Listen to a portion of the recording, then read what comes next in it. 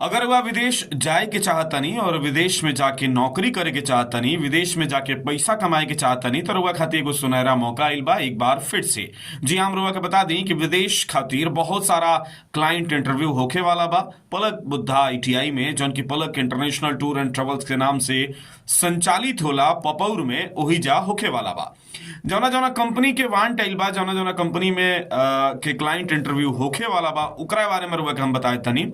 सबसे पहला इंटरव्यू जौन होके वाला बा वो 24 दिसंबर के होके वाला बा, जौन की NPC Trojan company LLC UAE के कंपनी है। एकर क्लाइंट इंटरव्यू 24 तारीख के हुई सुबह 8:30 बजे से दोपहर के 2 बजे तक। एकरा में नॉर्मल मेडिकल बाटे, भारी मात्रा में एकरा आवश्यकता बाटे मेशन टाइल्स के, मेशन ब्लॉक एंड प्लास्टर के, स्टील फिक्सर के, सेटरिंग कारपेंटर के, स्काफ फोल्डर के, assistant mason centering carpenter RCC के। एज ग्रुप बा 21 से 44 साल। एकरा बाद 25 तारीख के धाबी कंस्ट्रक्शन कंपनी एलएलसी दुबई के क्लाइंट इंटरव्यू होखे वाला बा। एकर एम्प्लॉयमेंट वीजा बाटे और मेडिकल नॉर्मल बाटे। एकरा भारी मात्रा में आवश्यकता बाटे पाइप फीटर फैब्रिकेटर के, electrician, plumber, ductman, duct fitter fabricator, installator, scaffolder, shuttering carpenter, steel fixer, charge hand ducting, charge hand plumbing, welder, assistant all trade और हेल्पर के। एज ग्रुप बाटे 20 से 42 साल। 8 घंटा के ड्यूटी बाटे प्लस ओवर टाइम बाटे। एकरा अलावा 26 तारीख के क्लाइंट इंटरव्यू होके जा रहल बा United Engineering Construction Company LLC Dubai के, जौना के क्लाइंट इंटरव्यू बाटे और एम्प्लॉयमेंट वीजा बाटे, मेडिकल नॉर्मल बा।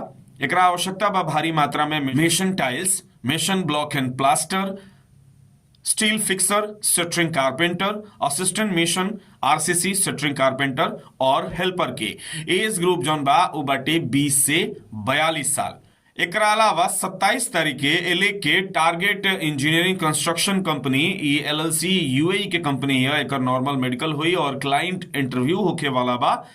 एकरा भारी मात्रा में आवश्यकता बाटे mason tiles assistant, mason block and plaster assistant, steel fixer assistant, centering carpenter assistant और हेल्पर के। एज ग्रुप जौन बाटे वो 18 से 50 साल बा। फूड फ्री बाटे, 9 घंटा के ड्यूटी बाटे और 1 घंटा के लंच टाइम बाटे। एकरा अलावा 27 तारीख के ही ग्रेनाइट कंपनी ही है, ग्रेनाइट अबू धाबी के कंपनी है। एकर क्लाइंट इंटरव्यू होके वाला बा 27 तारीख के। नॉर्मल मेडिकल बाटे। एकरा भारी मात्रा में आवश्यकता बाटे steel fixer, centering carpenter, assistant mason, assistant centering carpenter, assistant steel fixer और हेल्पर के। एज ग्रुप बाटे 20 से 42 साल। एकरा बाद 28 तारीख के United engineering and constructions company LLC Dubai के कंपनी है, जौना के एम्प्लॉयमेंट वीजा बाटे और नॉर्मल मेडिकल बाटे। ई गल्फ रिटर्नर खातिर ही सिर्फ बाटे। इलेक्ट्रीशियन के भारी मात्रा में आवश्यकता बाटे। एज ग्रुप बाटे 20 से 42 साल। 8 घंटा के ड्यूटी बाटे और ओवर टाइम बाटे। एकरा अलावा 29 तारीख के यानी कि 29 दिसंबर के क्लाइंट इंटरव्यू होके वाला बा। ओकरा ई जौन इंटरव्यू बा ई first security group company LLC Dubai के ह। ई एम्प्लॉयमेंट वीजा बाटे। एकरा आवश्यकता बाटे electrician, plumber, ductman, duct fitter fabricator, insulator के। एज ग्रुप बाटे 21 से 42 साल। 8 घंटा के ड्यूटी बाटे। एकरा बाद 4 जनवरी के 2024 में एलएनटी ओमान के क्लाइंट इंटरव्यू होके वाला बा।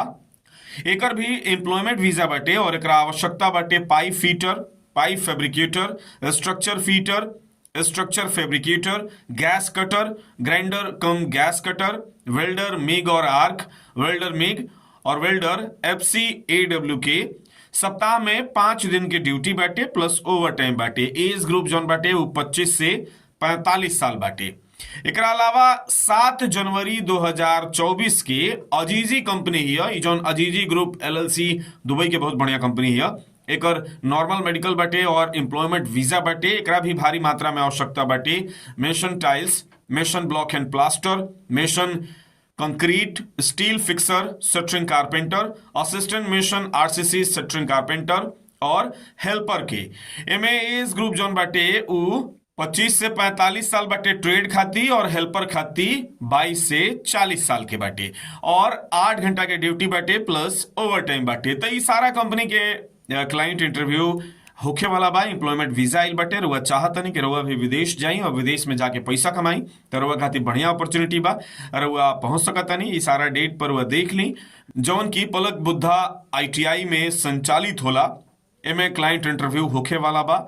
तो रुआ जाई पपौर में और जाके क्लाइंट इंटरव्यू में शामिल होखी। सिलेक्ट होता नहीं तो अपना से जांच परख कर ली, कंपनी के बारे में जानकारी जुटा ली और ओकरा बाद सेफली विदेश जाई और विदेश में जाके पैसा कमाई। अगर कोनो समस्या होता तो बेशक मैच बॉक्स के भी जरूर बताई।